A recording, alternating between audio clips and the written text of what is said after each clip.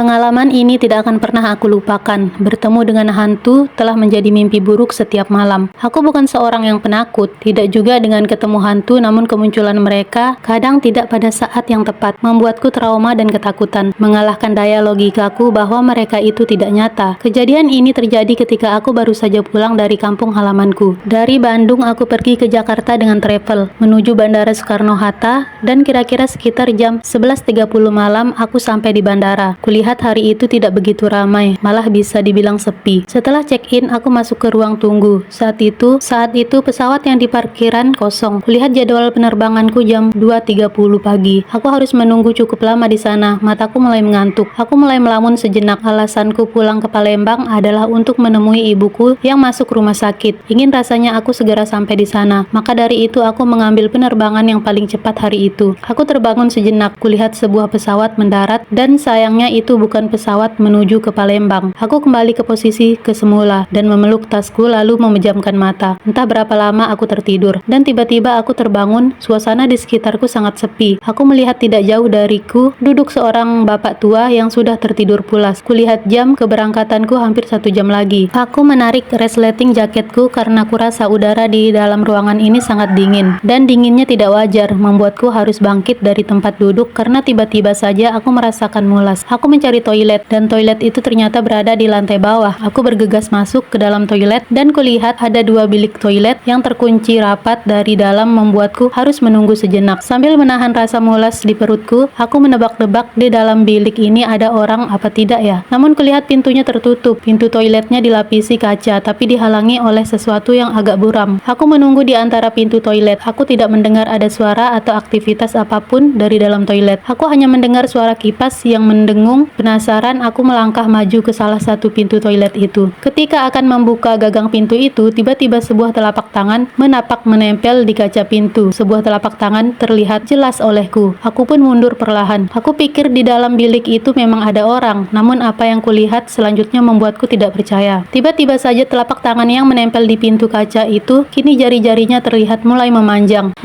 terus ke arah atas, sampai akhirnya muncul keluar dan terlihat olehku. Sebuah jari manusia berada di ujung pintu itu dan menggenggam pintu itu, lalu tangan itu membuka pintunya. Aku melihat pintu itu mulai terbuka dan di dalam toilet itu kosong, tidak ada siapapun. Seketika bulu kuduku berdiri. Aku pun memutuskan keluar dan pintu toilet satu lagi terbuka tanpa ada siapa-siapa di dalamnya. Tiba-tiba saja terdengar suara tertawa seorang wanita. Aku berlari keluar dari dalam toilet menuju ke ruang tunggu. Beberapa penjaga di sana agak bingung melihatku terburu-buru, namun jika aku ceritakan pasti mereka tidak akan percaya. Aku coba kembali duduk dan mencoba menenangkan diri dengan mendengarkan lagu dari handphoneku. Mataku mulai terjaga saat itu. Jantungku pun berdegup cukup kencang. Alunan musik berdengung cukup keras di telingaku. Aku benar-benar tidak konsentrasi. Bapak-bapak yang bersamaku pun sudah tidak ada lagi. Aku benar-benar panik. Aku duduk paling belakang dan bersandar karena di belakangku sebuah dinding kaca. Jadi aku dapat melihat seisi ruang tunggu itu. Aku yang paling belakang, jadi aku bisa memperhatikan kiri dan kananku. Namun tidak ada yang ganjil. Jantungku mulai tenang dan ku minum air mineral yang aku bawa untuk lebih menenangkan diri. Setelah aku minum dan menyimpan botol ke dalam tasku, tiba-tiba ada yang menepuk-nepuk pundakku dari belakang. Aku terdiam dan tidak lama. Pundakku kembali ditepuk dari belakang. Aku benar-benar tidak berani untuk menoleh. Tidak mungkin ada yang menepuk pundakku dari belakang karena jelas sekali di belakangku itu hanyalah tembok kaca dan di kanan kiriku jelas sekali tidak ada siapa-siapa. Tepukan itu terus-menerus menepuk pundakku sampai akhirnya aku coba untuk berdiri dan astaga, pundakku ditahan oleh sebuah tangan. Aku merasakan sebuah tangan mencengkram pundakku dengan sangat keras. Untuk berdiri pun sangat sulit. Tangan itu mencengkram dan menahan pundakku. Aku berusaha melepaskan cengkraman itu dengan menggerak-gerakkan badanku, namun tetap tidak bisa. Aku pun memaksakan diriku untuk berlari dari tempat dudukku. Aku pun terjatuh. Aku lihat ke belakangku tidak ada apa-apa. Aku sengaja pindah ke dekat pintu yang ada penjaganya. Untungnya pesawat menuju Palembang sudah datang. Tidak lama dari kejadian itu, aku masih beruntung tidak melihat sosok wajah atau wujudnya, namun hanya tangan saja. Aku sudah ketakutan dan sejak saat itu, aku tidak berani lagi untuk melakukan penerbangan pagi.